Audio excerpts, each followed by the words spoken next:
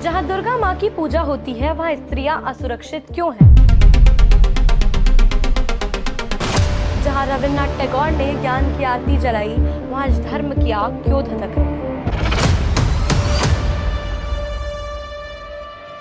दुर्गा माँ की धरती पर आज महिलाएं डर में जी रही हैं। बच्चे स्कूल नहीं जा पा रहे हैं क्योंकि रास्ते में आग है। लोग अपना घर छोड़कर पलायन कर रहे हैं क्योंकि पड़ोस में बम फटे हैं। और नेता सिर्फ सत्ता की गद्दी की लड़ाई में लगे। एक बार फिर ममता दीदी ने बंगाल में सारी हदें पार कर दी। आखिर कब तक टैगोर का बंगाल दंगों की आग में झुलसता रहेगा? कब तक कलकत्ता का कल्चर दंगों की लपटों में दम तोड़ता रहेगा? पश्चिम बंगाल एक बार फिर कम्युनल वायलेंस की चपेट में है। सड़कों पर आग है, दिलों में डर। लोकतंत्र, धर्म और राजनीति सब मिलकर बंगाल की आत्मा को कुचल रहे हैं।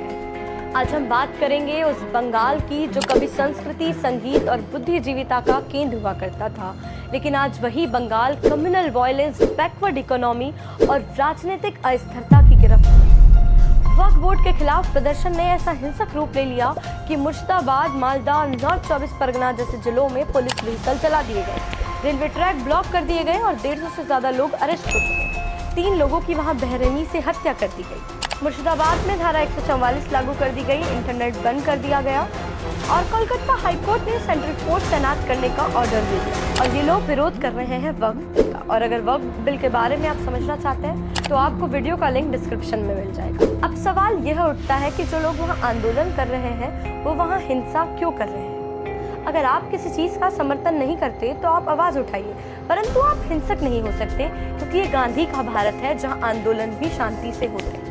पर सवाल यह है कि बंगाल ही हमेशा दंगों की चपेट में क्यों आता है? अगर हम डेटा देखें तो 2021-20 में बंगाल में 65 से ज्यादा क्रिमिनल केस दर्ज हुए।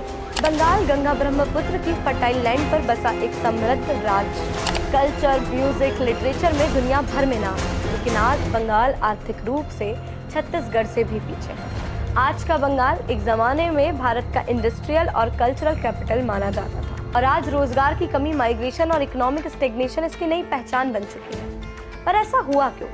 क्या सिर्फ एक सिंगूर मूवमेंट ने बंगाल की इकोनॉमी को गिरा दिया या यह कहानी और भी गहरी है? चलिए बंगाल की आर्थिक पतन की असली कहानी समझते हैं। ब्रिटिश काल में कोलकाता ब्रिटिश इंडिया की पहली राजधानी थी। यहाँ से उन्होंने पूरे भारत पर राज किया। जूट मिलें, टेक्सटाइल, चाय, बंगाल औद्योगिक विकास के लिए मशहूर था।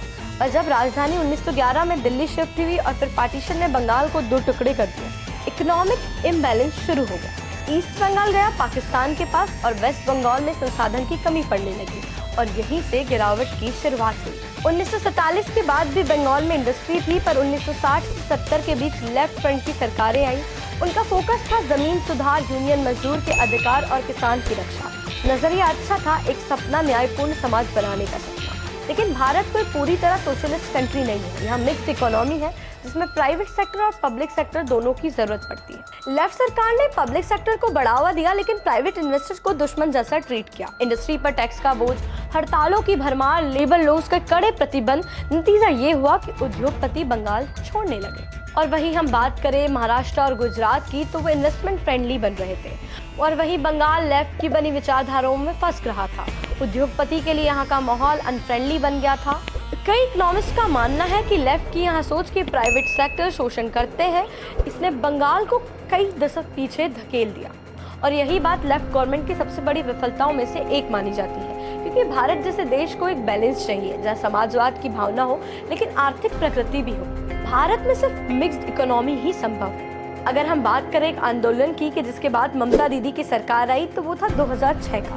2006 में टाटा ने फैसला लिया कि नैनो कार पश्चिम बंगाल का सिंगूर में बनेगी। हजारों नौकरियां, इकोनॉमिक रिवाइवल सब संभव था, लेकिन जमीन अधिग्रहण एक विवादित मुद्दा बन गया। किसानों ने जम के विरोध किया, तृणमूल कांग्रेस ने उनका साथ दिया और ममता बनर्जी भूख हड़ताल पर बैठ गई। नतीजा, टाटा ने बंगाल छोड़ दिया और नैनो प्लांट गुजरात शिफ्ट हो गया। और ये बंगाल के हाथ से एक बड़ा मौका चला गया, शायद एक टर्निंग पॉइंट था बंगाल के लिए।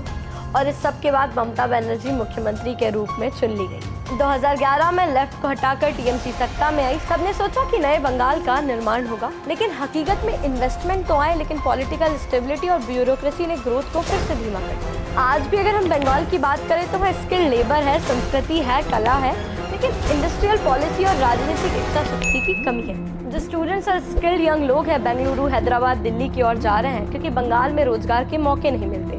आईटी इंफ्रास्ट्रक्चर को सरकार आज भी वहाँ सपोर्ट नहीं करती। एक समय था जब बंगाल पूरे भारत को दिशा देता था, आज बंगाल खुद दिशा ढूंढ रहा है।